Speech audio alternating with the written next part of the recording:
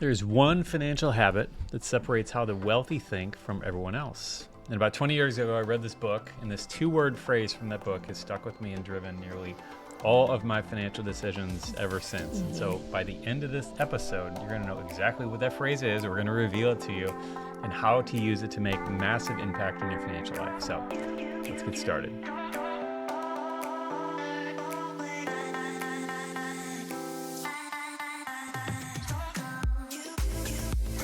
Hey, we are Bob and Linda Lotich, authors of Simple Money, Rich Life, and you're listening to the SeedTime Money podcast. And if you don't know it yet, you're in the middle of a 40-week series where we're sharing our 40-week checklist of all the action steps, strategies, and biblical insights that we use to go from paycheck to paycheck, super broke living, to living a life of true financial freedom and being able to reach our biggest financial goal, giving away $1 million by age 40. And so if any of that sounds interesting to you, you're in the right place. And we're glad to have you here. We're glad you're here. And so I distinctly remember where I was standing the first time someone told me about one particular book that forever changed how I think about money. Where were you? I was in church. I was in church a lot. A good church boy. Such a good church boy. But anyway, so I remember being in church down in the front after service one day, and our brother-in-law actually was talking about this book that he was reading. It's like, Bob, you got to read this book. It's so good. It's so good. And this is probably 20 years ago now. And the book is called Rich Dad, Poor Dad. You've probably heard of it. It's like one of the best-selling money books of all time. And I don't, there's plenty that I don't agree with in the book. And I always feel like I have to give that caveat because, when you endorse something, people think you agree with everything, and that's not it. But there was a couple big takeaways for me from that book. And the bigger thing, I think, was the mindset shifts that as someone who had never read any money book, had very little. Was that your first? Yeah. Wow. That was the first book. But my mindset needed to shift, and that book was just the right book at the right time that really helped. But anyway, so one of the things he talks about in this book that is kind of the focus of this particular podcast episode is this concept of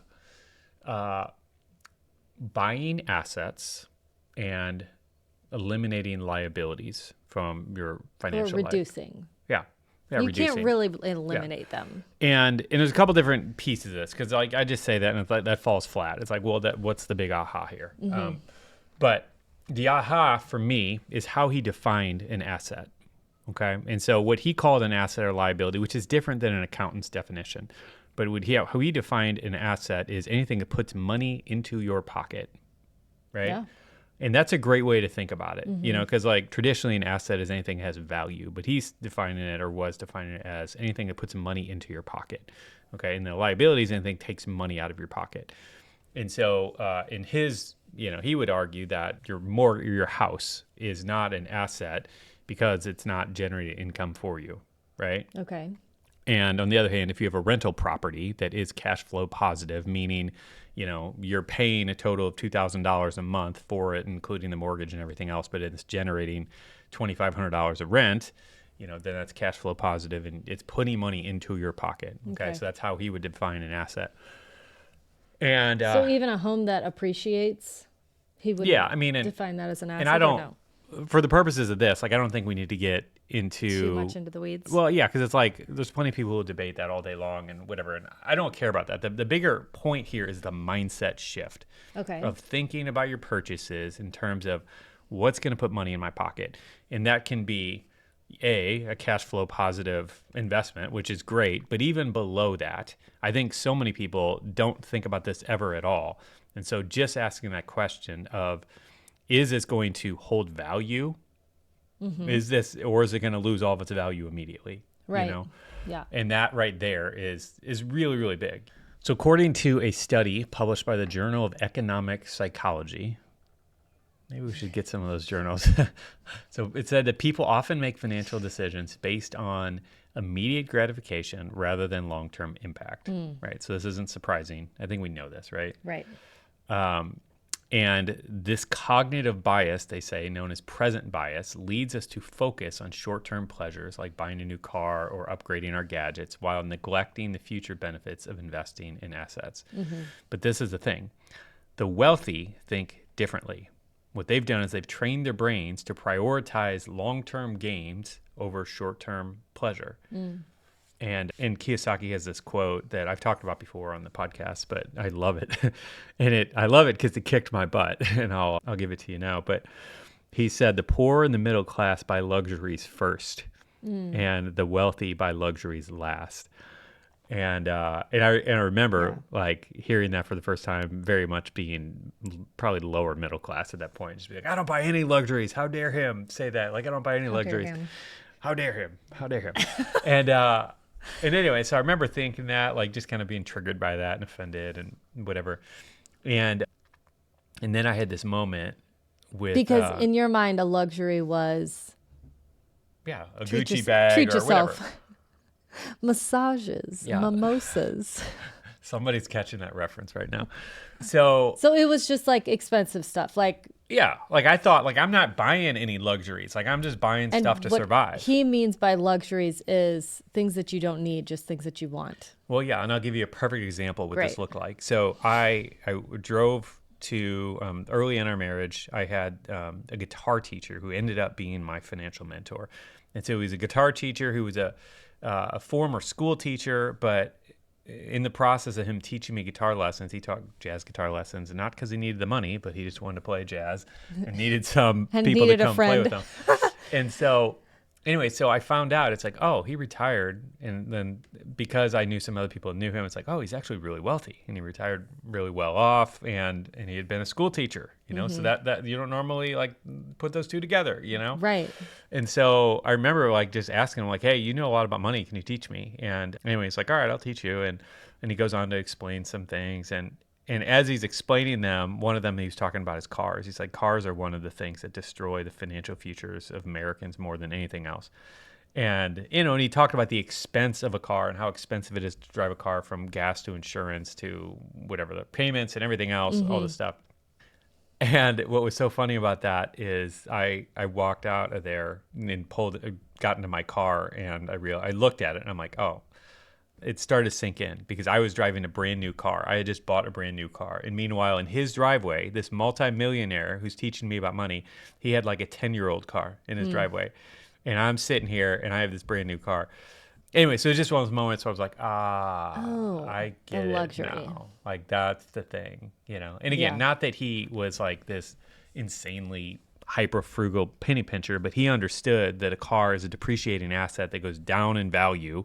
And so he didn't want to put much money into them. He wasn't buying brand new cars to be flashy, whereas I had a little bit more of that going on at that point in my life. Right. You know? So anyway, so that was kind of the big aha for me, you know. So that's what I want to be. That's what, you know, I want for you, dear friend listening, that you would begin thinking more like the wealthy in that regard, and that you would train your mind to prioritize long-term thinking over short-term pleasure, you know. Right. And so instead of like falling prey to the dopamine hit of that new purchase, you know, instead focusing on things that are going to put money into your pocket or that going to increase in value over time. So what else do you think that you've done this with? That you're like, maybe your 20-year-old self would have made a different decision. Well, I mean, this is similar to what we were talking about just a couple episodes ago, just the idea of like never losing money on a purchase, where I was just talking about how every time I buy something, I'm asking this question of can I buy it used? Can I buy it used? Right. Can I buy this in a way so I don't have to lose any money on this purchase? So that's part of it. But also just in terms of thinking like, what are the things that we can move money into that are going to pay us back in one way or another? And so, so part of that for us, you know, me being the one who I think is driving more of our financial decisions that we make and things like that, it's like your priority might be to go on 1 or 2 trips next year and to get down to 30A and to whatever the thing might be. And I want that too, but my priority is, how do we get our Roth IRA fully funded? Yeah. How do I make sure that... You're right, I'm not thinking about How do I make sure that I carve out $500 a month or whatever to get into that? And so my point is that we're just thinking about it from different angles, both things that are important. And I think that's what makes our balance a good one, in the fact that we're both willing to bend. And I've been willing to pause on adding money to the retirement fund or whatever when you're like not neglecting it. Yeah, but like when I'm like, all right, Linda really, she needs to get out. Like she needs to get away from the kids for a little bit. Let's send her a hotel or whatever. And I'm willing to do that. And at the same time, you're willing to make the sacrifice. You're willing to look at the big picture. Yeah. Right. Yeah, absolutely. And at the same time, you've done a great job of being willing to sacrifice some of the things in order to allow me to help us to get to where we need to be. And I think we've talked about this, is that not every decision is a financial one. Yep. That is just one aspect of it. And so that's kind of what you're talking about. But I think in general, at least, for me, being more of a spender, this is a good lesson of just making sure your priorities are straight. Yeah. Because if you don't, if you're not intentional with what they actually are, you will default to not the best decisions. Like that is most people. Wouldn't you say? I think you'll default to the weakness that you lean towards, And so in my case, I could lean towards hoarding. I don't know if hoarding is the right word, but I do think maybe over saving. And this is something that, the Lord's been working on me with. And I read a great book on this. Anybody who's in, the book's called Die with Zero, I think. Yeah. Die with Zero. And it was just a perfect book for me to read at age 42 as someone who has been pretty solidly saving, to get this reminder of, man, make sure you're not just saving everything up for when you get really old. Right. Make sure you're actually using some. And again, like this can be from a perspective of, go on some vacations. Like what's the point of having $10 million when you retire, but you never spent a dime to go on any vacations with your kids while they're younger because you can't do it with them. Right. You made no memories with them or Yeah. So like that's the type of thing where it's like not everybody, honestly, a lot of people don't need to hear that message, but I did, so some people do. I think this is all part of the equation of what you're talking about. Like just having a balanced life. It's like, I have no desire to, be the guy who saves the most money or makes the perfect financial decision every time. Like that's not my goal. My goal is to live a healthy and balanced life. It's just that most people are off balance when it comes to their finances and are suffering. Right. And the kingdom of God is suffering because they're not living a balanced life with their finances. And so we're just trying to bring balance back to it. And I think that is one of the things that probably sets us apart from a lot of other financial experts in that I just have no obsession with just being the most financially nerdy person. You know what I mean? Like, we genuinely are about the balance. Yeah, because the thing is that it has to work in your life. You know what I mean? Like it's not, the information is no good if you can't put any of it to practice. Yeah, and if you understand that all money is a tool, it's like no one cares about the tool. No one cares about a hammer. They just care about what they can do with the hammer. Right. You know what I mean? And so like a carpenter can have all of his tools, a saw and everything else. Like no one really cares about that. It's like, what are you going to build and create with that? Right. And when you understand that, and that finances fall into that category of they're tools that can affect what we do with our lives and the impact that we can make in the kingdom, it's like, I just want to help you use the tools, and help you build something better, Right. And that's really what it is. Yeah. So, I agree. So anyway, so the point of this whole thing is that there's a compounding effect here that I think people don't think about. And so that's what's exciting to me about all this. And how Einstein apparently or supposedly said that compound interest is the eighth wonder of the world. And it's just this idea that the assets that we are buying, or the money that we're putting into things that are holding their value, increasing in value, or generating income or whatever, those are things that begins to snowball. It begins to start this thing where you get this flywheel going where it just gets bigger and bigger and bigger. And just yesterday, at the time of this recording, I went into one of our investment accounts and I noticed, holy heck, it was one single day where, because every time you log into your investment account, it'll tell you, all right, you gained this much today, you lost this much today or whatever. And I don't normally care.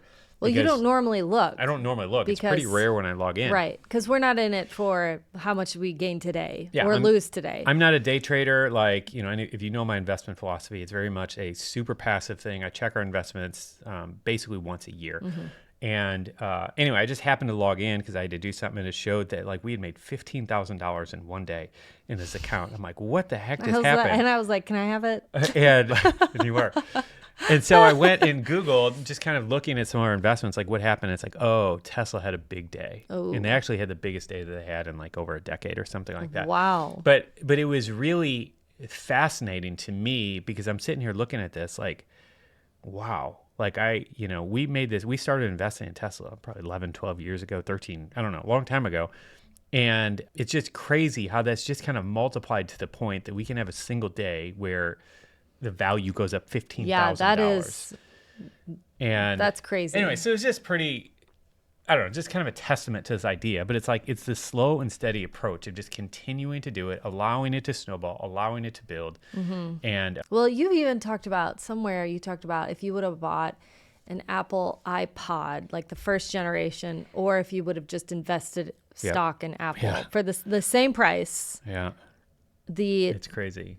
Difference in the appreciation of those I've two. seen it broken down by when the iPhone came out, when the iPod came out, and when the Mac first came out. And anyway, it's like, I think the iPhone, I don't remember the numbers, but it's something to the effect of the iPhone, if it costs $900, if you invest that same $900 back in 2008 or whenever it came out, it's like worth $30,000 or $40,000 now, and that's the power of this. Just like thinking about like, where does, thinking through the potential of every dollar. It's like, all right, I can put this $900 into this iPhone, and eventually it's gonna be worth nothing, right, pretty quickly. Or I can invest it into something like the stock in Apple stock, and it has the potential. Of course, there's no guarantees any investment you make, but it's the potential to increase pretty drastically. And so that's the thing. Like, just continually thinking about that, because of course you probably need a phone. Like, I'm not saying don't buy a phone.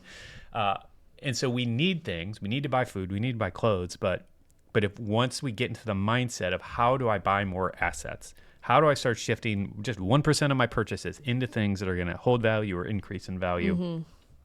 And as you start doing that, it begins building and building and building. And and this is why they say that the rich get richer, because they've figured out how to do this. And like I said at the beginning, they're focusing less on the short-term thing and more on the long-term. It seems like that saying, though, is a lot about how they, put down other people in order to make more money.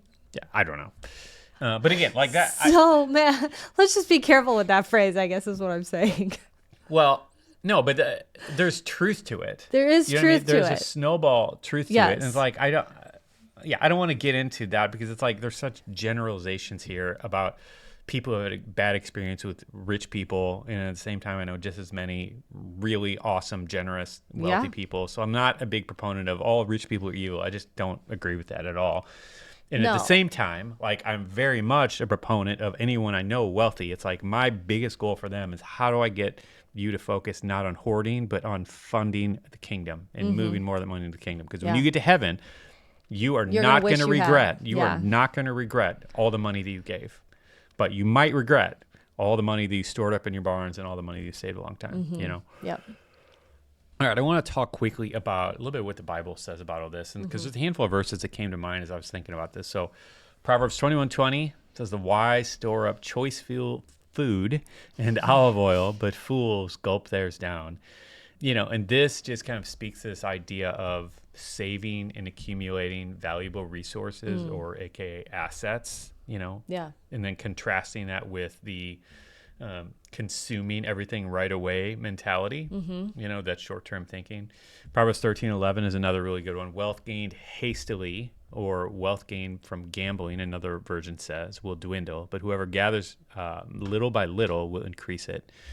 Okay. And so again, like, just this idea of the compounding effect and the slow and steady wins the race. It's like this, we see this throughout the Bible over and over again. It's so interesting, because it is the thing that nobody wants. Nobody wants to gather little by little. They all just want it all fast. It becomes addictive. When you start to see the process and how it works, it becomes exciting.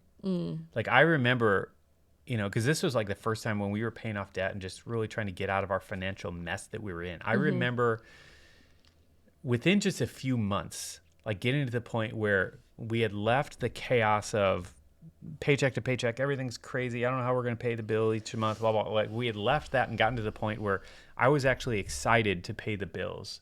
And I don't know if you ever are that nerdy that you got there, but I just remember feeling like I'm excited to do this because it's organized in my mind. I know what to do, what's going to go where, and I feel like we're making progress. Yeah. And so even though it was slow progress, it felt super exciting to me. You know what I mean? Yeah. And so still, I don't know how exciting it is to you, but to me, it was really exciting. Proverbs 6:6 says, "Go to the ant, you sluggard, consider its ways and be wise. Has no commander, no overseer or ruler, yet it stores its provision in summer and gathers food at harvest."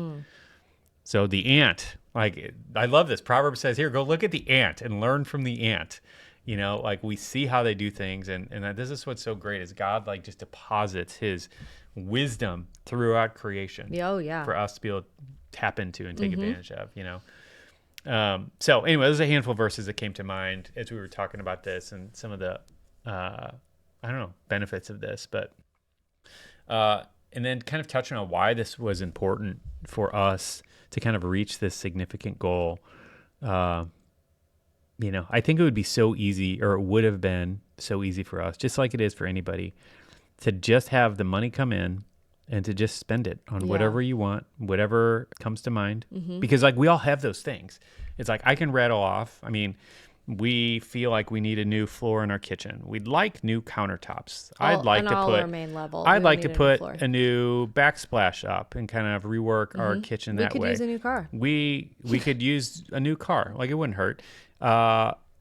We want to go on a trip to Paris next year for our 20th anniversary. Like there's a whole bunch of landscaping stuff I want to do in the backyard. I'd like a beach house. The list is, there's plenty of stuff on our list. And so what most people do is they have that list, and as money comes in, they just, okay, well, I'm going to allocate that money over to that. And then it's like, all right, if there's money there, then it goes to that list, whatever the thing is. Thinking that once the list is gone, then I'll just start saving that money. Right. You know, and that's the wrong way to do it. Well, if you want to get ahead. Not only that, but like or giving it or putting it towards the thing that God has put on your heart. Yep. Like for us, we've shared this a lot, that when we were dating, we both kind of had this shared goal of feeling like we were called to give a lot of money. And so that was where we put our effort. But it's not like that for everyone. And I can respect that and understand that. But I would challenge every person listening to figure out, if you don't already know, what is the thing that God is calling you to do? And are you putting your efforts towards that? Because if you're not, then there is a void in the world that God has asked you to fill, and you're not doing it. And I think that's what we want to inspire you to do is, even if it does seem like maybe, it doesn't have to be starting a charity is what I mean by that. It's like he has things for you to do. And if you're not focused on that, if you're just continually like unintentionally spending your money, then that thing might not ever get done. And that ministry of your life that God has called you to lead might not ever get filled. Yeah. And one thing I would add to that too, like just for us, again, you mentioned the beach house. Like we have a dream of getting a beach house that we would be able to send people to, and maybe even some of you wonderful podcast listeners. That'd be fun. That would be fun. And so like we'd love to do that as a ministry and get something like that. And so you can either be in a position with something like this, and I'm saying this because we've done this, where it's like, oh, that'd be really nice, but like we're not actually doing anything about it. We're not praying about it. We're not setting money aside for it. And we have since like shifted that to where we created a separate account to where we have a place to fund and to add money. And as money comes in that we can put in there, we're putting it in there and setting it aside. And that small thing, like, while we're watching that account build up, it's like, oh, this feels like going to take a long time. But we're doing our part while praying and saying, God, if this is your will, I pray that you would bring in the resource that we need, fill that account. But we made the account, it's sitting there. You know what I mean? Just like the boy with the loaves and fishes. Yeah. It's like, here's what we have. You do what you do, God. Exactly. And I think that that's the best way for that to come to pass. But if we weren't doing our part, just sitting back, man, I wish that'd be nice. It's like, I don't know. I don't know if we're going to get there. If that's the way you did it, Yeah. So anyway, so let that be a little challenge to you. If you do have that thing in your heart, if you feel like God's called you to do, if it's starting a business or whatever the thing might be, like what are the steps you can take in faith, to kind of move forward in that direction. Yeah. All right. Why don't you pray? And we'll wrap up. Lord, thank you for this piece of wisdom today. God, we just ask you to help us apply it into our lives, into our everyday lives. We ask you to help us think more like you, more long-term, less short-term, more kingdom-minded rather than what can I do for myself minded. But Lord, as we do that, we are expecting you to come alongside us, to move us forward in our efforts, and to bless the work of our hands. We're asking that you would lead us and guide us into all the truth in this area, in our finances, and help us to actually do the things that you have put on our heart. In Jesus' name, amen. Amen. Awesome. Thanks for hanging out with us today, friend. And share this with someone who needs it. Yeah. As always, if you haven't left a review for us on iTunes or Apple or anywhere else, we really would appreciate it. It helps so much. And hope to see you soon. Take care. See ya. This is what Kesha had to say about our book, Simple Money, Rich Life. First and foremost, Simple Money, Rich Life. Y'all know that I've been reading this book, and hands down, I would go as far as saying this is probably one of the most monumental books in my life. And did you know that you can get a copy for free? You can get it on Amazon, but we so believe that the church needs this message that if you can cover shipping, we'd love to cover the cost of the book and send you a free copy. All you need to do is go to seedtime.com/free to get yours.